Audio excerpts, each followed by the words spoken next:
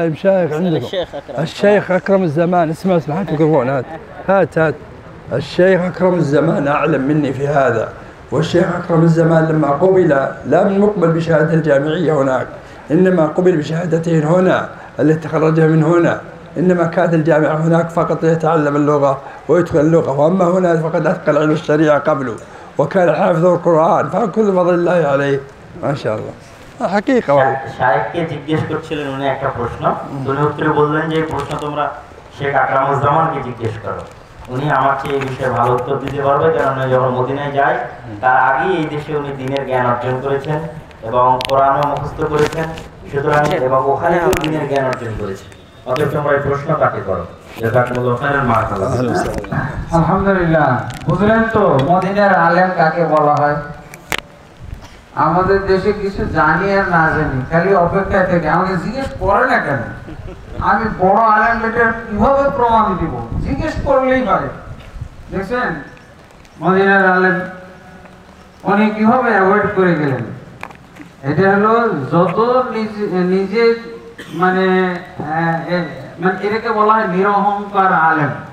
নিরহংকার, যাদের অহংকার মানে এলেমের দৌরাত্ম, এলেমের মহড়া দেখায় না। আমাদের দেশে ঈদের কোরআনের হাফেজ তারই মানে দৌরাত্ম টিকা যায় না, এরকম অবস্থা। তো যাই হোক, উনি ওস্তাদ আমাকে সম্মান করেছেন, উনি ওনার কাছেই তো আমরা শিখেছি। তো উনিও হয়তো এটাও জানতে চাই, বুঝতে চাই যে আমার ছাত্র কতটুকু জানলো শিখলো, এই জন্য আমাকে উত্তরটা দিতে বলছে। আমি সঠিক উত্তর দিই না বেঠিক উত্তর দিয়ে এই জনগণকে পরিচালনা করতেছি, এটাও ওনার টেস্ট করবেন হয়তো বা, আমার উপরে ছেড়ে দিয়েছেন। তো এই যে মানে সম্মিলিত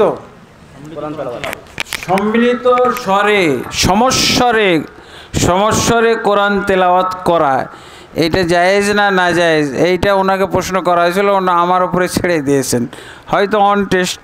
হ্যাঁ, দেখি কি জবাব দেয়, ওটা উনি শুনবেন।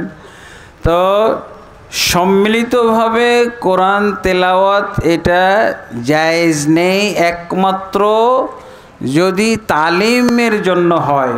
ওস্তাদ শিক্ষা দিচ্ছেন, ছাত্ররা ওস্তাদের সাথে সাথে একসাথে উচ্চারণ করছে, এই অবস্থায় এই সৌত জামাই হইতে পারে, কিন্তু কোরআন তেলাওয়াত সবাই একসাথে করবে এটা না। এইটার একটা আলাদা শরঈ সুরত আছে, জায়েজ সুরত আছে, সেটা হলো এটাকেও একসাথে তেলাওয়াত ধরা হয়। হ্যাঁ, দলবদ্ধ সম্মিলিতভাবে কোরআন তেলাওয়াত ধরা হয়, মানে একজন পড়বে বাকিরা শুনবে। উনি কিছু এক পাতা পড়লো, তারপরে পরের জন্য আবার আর এক পাতা পড়লো, বাকিরা শুনবে, এইভাবে। কিন্তু একসাথে সবাই পড়বে তা না।